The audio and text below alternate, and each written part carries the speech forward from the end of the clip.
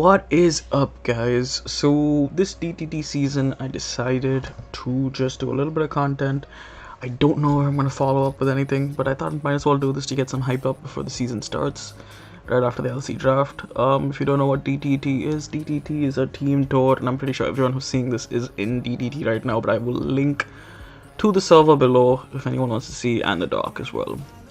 So what we're doing here is we're going over the 4 completed seasons of DTT so far, which technically is 3 because one is 2.5. They don't math well, they're like me. So we're going over every game that determined a championship, or the game that sealed the championship for one of the teams.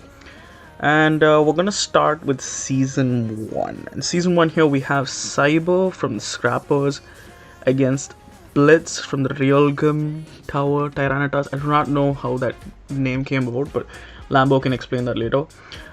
So we're gonna go over the 4 games that really determine the championships, and one of the biggest reasons I'm doing this is because it's funny because you just never know which game or who on the roster determines who wins. There have been some crazy wins in the previous seasons and some crazy upsets as well.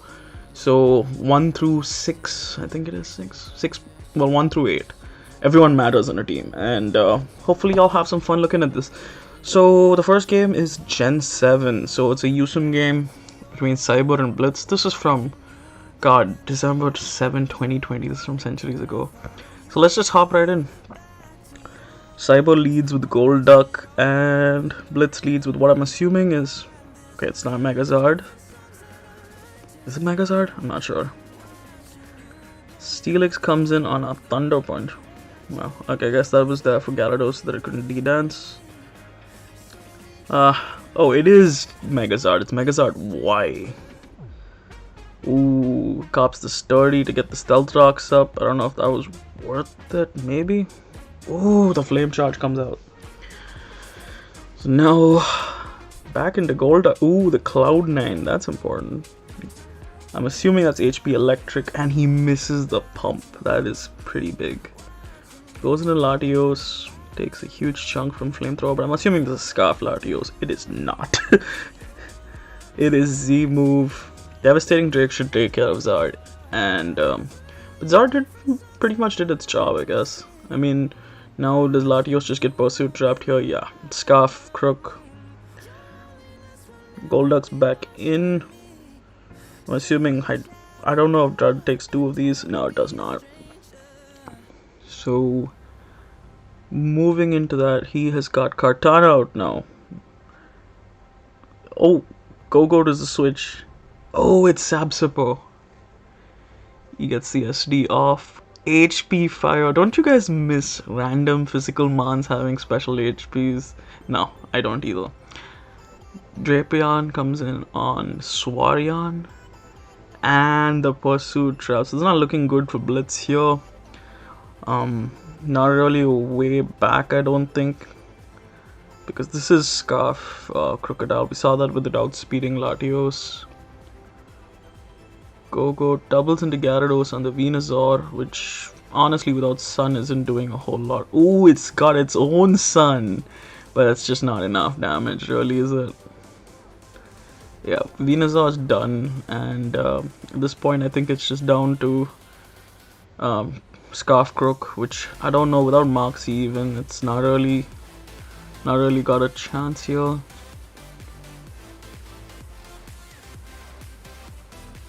And there you go, it looks like Go-Go is gonna be the Pokemon to seal up the first season of DTT. So if you ever wondered if it was good that you got sniped on your grass type, Go-Goat and Golduck won a DTT final, and this was DTT season 1.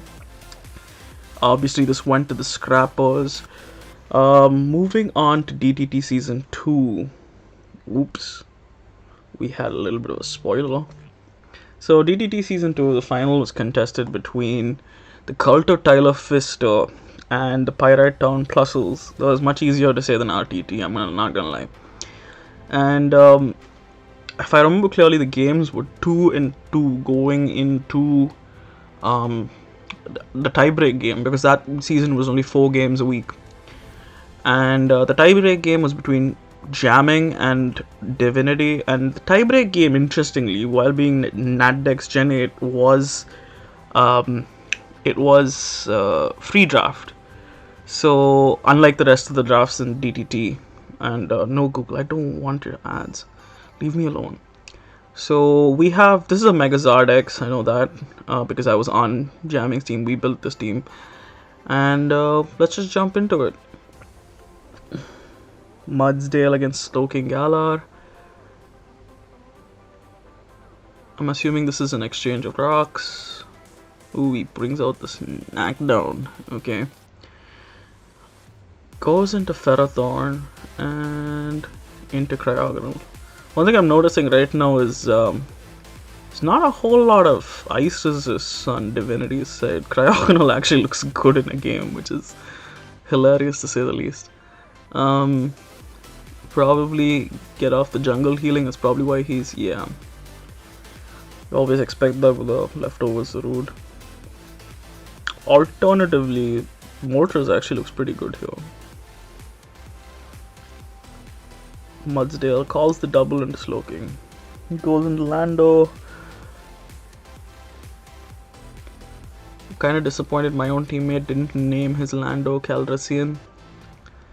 Ooh, gets off a nice toxic there on Rotom Wash. Don't know how much that's gonna matter because if I recall correctly, the Pyrite Plusles had a propensity for running rest on a lot of things that season, and including Rotom Wash, which was quite funny. It was like we had Lambo and we were playing against the team which spammed rest, which is just the mother of irony. Ooh, Moltres is cooking. I'm assuming Pharaoh comes out. Yep.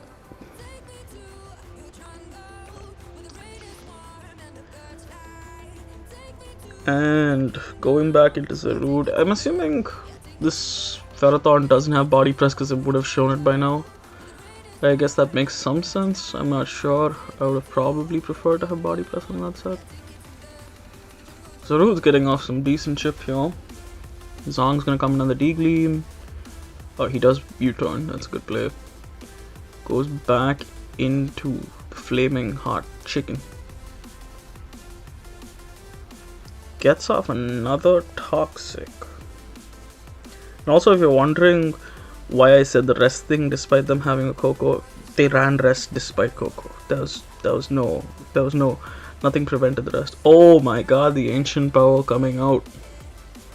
So that's gonna be the end of Moltres, which is really bad because I think Moltres needed to be the one to really break Bronzong.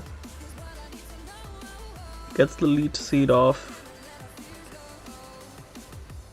Another interesting thing with Season 2 was there was a lot more influx of UDL guys, and not many people knew the UDL guys. I remember Daddy went for like 10k. It was like freaking hilarious. But that was actually one of the moments where the DTT community got expanded a bit. Going back into Zong on the Mudsdale. I'm assuming Zong's probably gonna have to trade Toxic somewhere here, but Jamming calls the switch and does get the EQ off, so Ferrothorn will go down. Goes into the Wash Town. Slowking Galar is such a pain to pivot in. Like, it's just, I mean, not pivot in for you, but for your opponent. It's just, every time it comes in, it always lives something. Jesus Christ, Foul Play actually did that much to Cryogonal. Cryogonal, if you don't know, has like 0.03 attack. You probably do more physical damage by punching someone viscerally.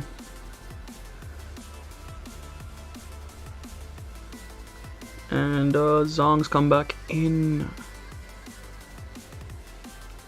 This was actually one of the longer games, if I'm being honest. But the positioning's pretty good. As of now, I'm not sure if this... Oof, that Toxic miss... I don't know if it really matters too much. Gets like a smackdown, but it's not really a big deal. Because you just have Landress as a pivot no matter what.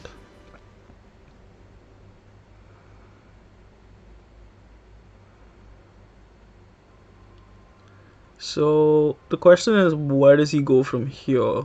switching out Landris here. You kind of have to, yeah, you gotta go back to Bronzong, which is a little bit of a passive play, and there it is. There it is. The rest. But now Cryogonal, because I'm assuming this does not have the slot for Sleep Talk, yeah. So Cryogonal's gonna get a recover off. Which is a bit annoying for this team, to be fair. Ooh, that's a roll on. Ooh, he gets the freeze, but he gets the instant thaw. But that freeze definitely mattered because he had to click protect there. Gets another discharge. No para again. And Coco is gonna go down. Freeze drive. This is rough. Glowking comes in. Yeah, that is not Specs. That's definitely not Specs Latios. This is probably Scarf Latios. It's a little bit unfortunate because it's kind of hell to break Cryogonal Slowking Galar. Who knew? And Freeze Dry is a roll on Mudsdale, so we're gonna have to see if, well, after Leftovers that's not a roll, is it? But the problem is every time you click rest, it is a mandatory 2 turns asleep. I think he had to hit, well, he only had Smackdown to hit, but I think he needed to hit Cryogonal there to have a chance. Yeah, I think this is a wrap now. You just sack Slowking and go back into Cryogonal, click Freeze Dry 3 times.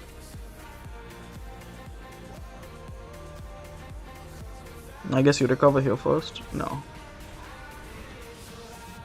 Now you recover. Yeah, I guess we can skip turns now. There's not too much left in this game. Yeah. Yup. So this is how the Cult of Tyler Fisto won Season 2. Your boy was on that team, so this was like a really hype moment. I was actually asleep during this game, which was hilarious because I woke up to like 20 pings on the team server saying get the hell up. Well, they didn't say get the hell up, they swore, but I'm trying not to swear. Oh my god, another spoiler alert. God. Okay, so this is the Season 2.5 game, and this was a BDSP game, so I'm gonna be honest, I don't know a whole lot about BDSP. We have Pokécraft from the Skook Vans, and we have Blitz from Nemo's Nimwits. This is Blitz's second game on one of these finals, so you know if you draft Blitz, you're probably going to make one of the finals. There's a 50% chance that you make the finals, and he's a coach this season, so maybe they make the finals again. T5 fighters, where you at? So being, if I remember correctly with BDSP, there's a lot of missing moves, like Weavile doesn't get knockoff. We have a Future Sight, Esprit, and a Flash Cannon Empoleon. Okay. I think was Scald cut? I don't think Scald was cut. I think Scald is there in this. Scald was only cut in Gen 9. Empoleon's getting chipped pretty early, which kind of sucks. Goes into Gliscor. It's gonna take 0.0 from Brick Break. Scissor's using Iron Head, not Bullet Punch. I'm not sure if that is something it lost. Pretty sure it didn't, but I may be wrong. Y'all can correct me on BDSP. I know nothing about BDSP. I was like actively avoiding Pokemon during the BDSP era. Also hashtag DPP overrated.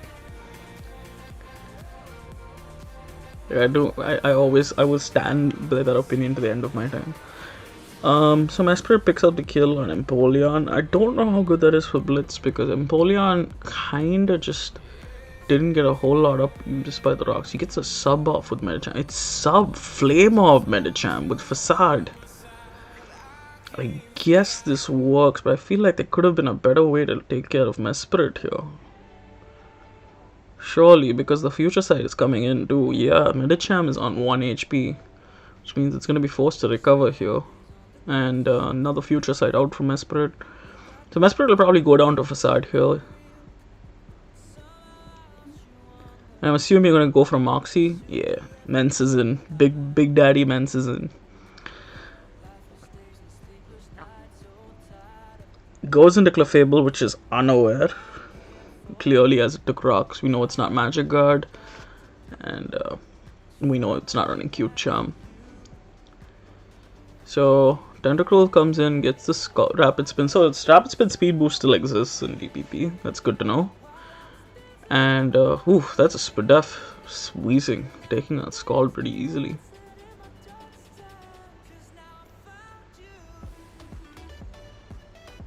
Another big bit of chip. I guess I don't see the point of giving up Wheezing here, to be honest with you. Yeah, that makes more sense to switch out, because it felt like Wheezing actually kept Mence at bay a little bit, depending on if it's if it's purely physical Mence.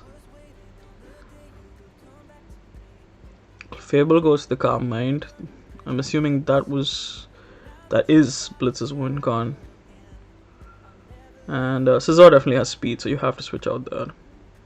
Goes into Mence on the EQ. Now it's interesting to see if he has... Oh, he has Hydro Pump. I was about to say, just to see if he has Ice Fang. He has Hydro Pump. And the Iron Tail goes into the Babiri. Does he die to... Oh, he clicked. Oh, yeah, no. I think in that situation you have to click the Moonblast, but I guess he was trying to go for game. But there's nothing there. He had to go for... I guess Iron Tail missed at that point. Yeah, so Mence is probably just gonna clean here, because I'm assuming this has got Dracola. Yeah. So this is how the Skookwan won the Season 2.5. Pokecraft clutching out a big win against Blitz. Although, to be fair, I think almost everybody's made a final in DTT. I don't think there's a team that's particularly missed finals. Even though we switch teams a lot, I'm pretty sure almost everybody's had a crack at the playoffs. That's one of the cool things about DTT. Being a smaller community, generally everyone tends to at least make the finals or make postseason runs. Just have a little bit more competitive fun. Moving on. Google, why do you keep shilling your shit to me? God damn. Not interested. Okay. So, moving on to our last season before the current one, Season 3, we have the Teenage Mutant Ninja Squirtles with Daddy versus King Rock and the Scoop Van again.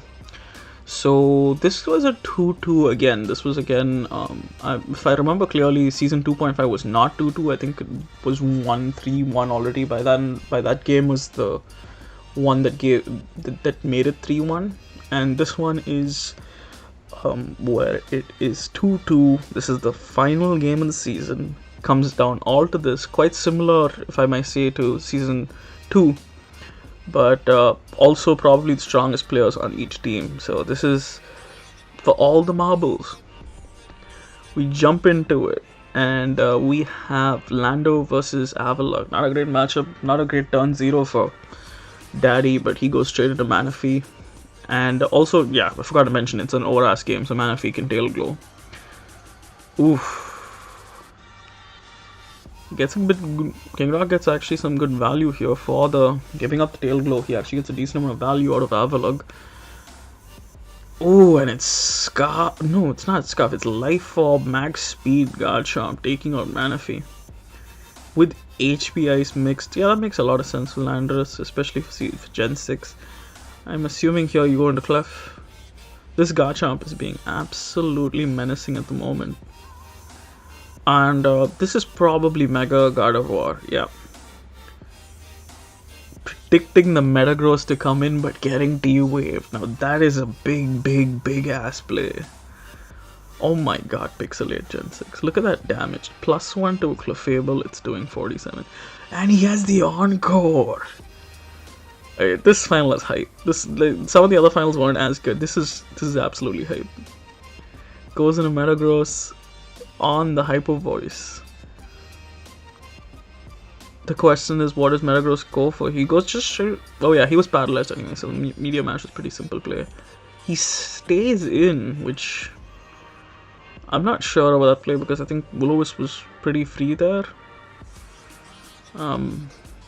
Doubles into Klefki here on the potential Ice Punch.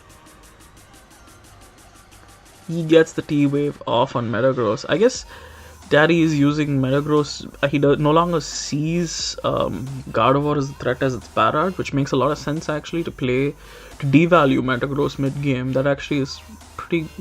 Ooh, he gets the Magnetize off on the EQ. And the question is, what does Lando go from here? Gravity into the foul. This foul players. This Klefki is doing stonks. So Gardevoir is sacked here to the EQ, not usually known for its physical defense. I assume. Okay, so Garchomp comes in. Garchomp picks him off with the EQ. That EQ could actually be annoying for him, but he does have a Clefable. Ooh, that's a roll, but Moonblast should pick Garchomp off here. Yeah, I don't know if sacking Garchomp was the play there, because I don't know if Tornadus has got enough in it. Ooh, man, I should shut up. So he gets the Sludge Wave out, and Electrode is in. Electrode gets off the Volt Switch, which does obviously Electrode's fast as shit. Wait, does Electrode win here? So Electrode takes care of Tornadus, and we have Klefki coming in here. The question is, I don't think Klefki's gonna win. Oh my god, it did nothing. So Electrode wins the championship. I guess that's how it works sometimes, guys. So these have been the 4 finals of DTT, and you can already see, like, you have Cryogonal winning 1, you have Gogurt winning 1. Okay, let's forget men's. We have Electrode winning 1. So, I mean, obviously, I want y'all not to take this the wrong way. It's not like one game alone determines finals always. It's always the whole team, the whole season. But I just thought it'd be fun to do this. But that's gonna be it from me, guys. This is TRT77, and this is me signing off.